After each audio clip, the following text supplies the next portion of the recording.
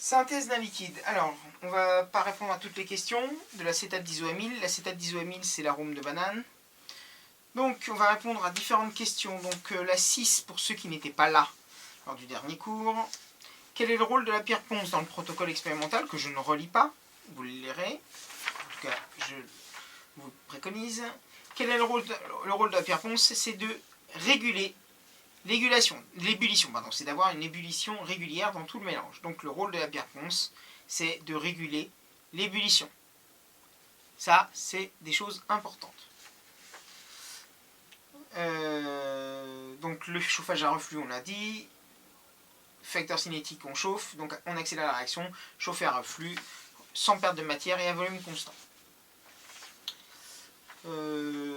Pourquoi refroidit-on le milieu réactionnel? Pour recondenser les valeurs, et puis pour faire le reste des opérations à froid. Là, donc ça c'était la synthèse, séparation. Donc si on augmentait nettement la durée de chauffage, resterait-il encore de l'acide acétique et de l'alcool isoamylique dans le milieu réactionnel, justifié en fonction de l'écriture de la réaction. Alors vous pourriez toujours chauffer, mettre plus longtemps, vous avez un équilibre dans la réaction, donc il restera toujours, quoi qu'il arrive, des réactifs. La réaction ne sera pas totale. Quel est le rôle de l'ampoule à décanter? Ça permet de séparer les phases aqueuses et organiques. Je vais vous faire un schéma après. Faire le bilan des espèces chimiques présentes dans la phase aqueuse et dans la phase organique. Donc dans la phase aqueuse, on pourrait avoir l'APTS et l'acide acétique. Et dans la phase organique, l'alcool isoamylique et l'acétate d'isoamyle. Généralement, tout ce qui est polaire va... donc l'acide acétique, tout ce qui est les ions acétate, tout ça généralement ça va dans la phase aqueuse, et dans la phase organique on a les chaînes carbonées, donc vous voyez qu'il y a beaucoup d'alcool, il y a beaucoup de chaînes de liaison CC et CH, donc tout ça, ça va bien sûr dans la phase organique. Question 12, qu'est-ce qu'on avait d'intéressant? Prévoir les positions relatives de la phase organique et de la phase aqueuse dans l'ampoule à décanter. Donc on regarde les densités, l'alcool isoamylique 0,81, l'acide acétique 1,05, l'acétate d'isoamyle 0,87 et l'eau saturée en sel 1,3. Donc la phase organique sera bien sûr au-dessus puisqu'elle est moins dense, elle est plus légère. Pour l'acétate d'isoamyle 0,87 par rapport à la phase aqueuse, l'acide acétique 1,05. Justifier de la solubilité ou de l'insolubilité de l'acide acétique, de l'ester et de l'alcool dans l'eau. Donc, l'alcool et l'acide peuvent réaliser des liaisons hydrogènes avec l'eau puisqu'elles sont polaires. Elles ont des liaisons OH, bien sûr. Donc, il peut y avoir des liaisons hydrogènes intermoléculaires avec l'eau. Donc, l'acide et l'alcool peuvent être solubles avec l'eau. L'alcool a une chaîne carbonée longue, donc elle sera peu soluble dans l'eau, malgré sa polarité de la liaison OH.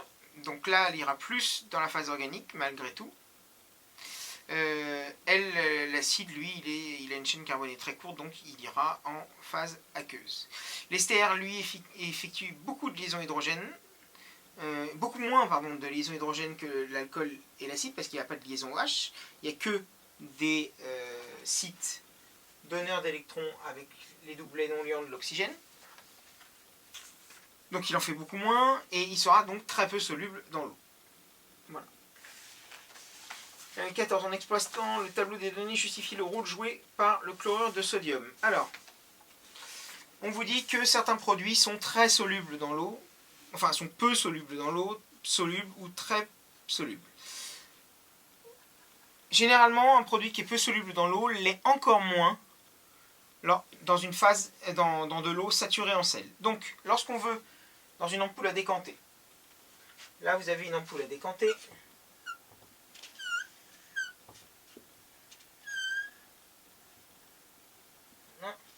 vous avez deux phases, donc ça c'est orga,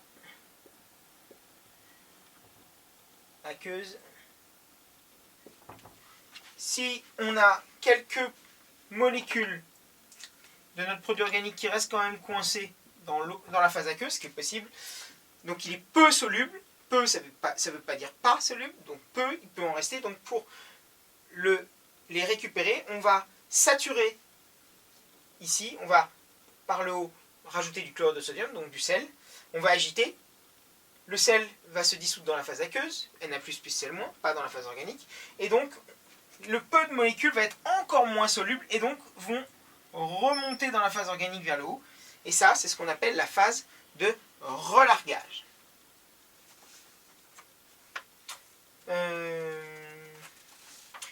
La 15. La 15, écrire les équations, donc ça on passe. C'est CH3COH, donc l'acide éthanoïque, réagit avec HCO3- pour donner CH3CO-. Bon, je vais l'écrire quand même, parce que sinon... CH3COOH, l'acide réagit avec la base de l'eau de coupe, donc HCO3-. N'oubliez pas de mettre les états physiques pour donner, là j'ai pas la flèche, je mets la flèche verticale, pour donner l'ion acétate, CH3CO- plus H2O CO2. Donc il y a du CO2 qui est libéré. Question 16. Quel est le rôle du lavage de la phase organique avec la solution saturée d'hydrogénocarbonate? Donc la phase organique, elle est lavée avec la solution saturée d'hydrogénocarbonate de sodium. Donc avec ça, l'ion hydrogénocarbonate. L'acide acétique est donc transformé, cet acide acétique, en ion acétate, qui est encore plus soluble dans l'eau que l'acide acétique, même si l'huile l'est déjà. L'huile l'est encore plus parce qu'il est vraiment extrêmement polaire. Donc c'est ça le but de laver la phase aussi avec la phase aqueuse avec ça. Cette étape permet donc de purifier la phase organique. Voilà, donc on lave la phase organique pour l'acide acétique qui pourrait lui par contre rester dans la phase organique, faire en sorte qu'il passe en solution aqueuse parce que l'ion acétate est beaucoup plus soluble en phase aqueuse que ne l'est celui-ci, même s'il l'est déjà. Donc s'il y a un peu d'acide éthanoïque en solution organique, en phase organique, pardon, le fait de le faire réagir avec HCO3- va le transformer et ça va le faire passer en phase aqueuse. Ça reste pas chargé comme ça en phase organique. Et il y a toujours libération de CO2 dissous dans l'eau. Pourquoi agite-t-on l'ampoule à décanter? À quoi est due la surpression observée? Donc, on agite pour favoriser le contact entre les deux phases et augmenter donc la vitesse de transfert des espèces chimiques d'une phase à l'autre. Et à quoi est due la surpression?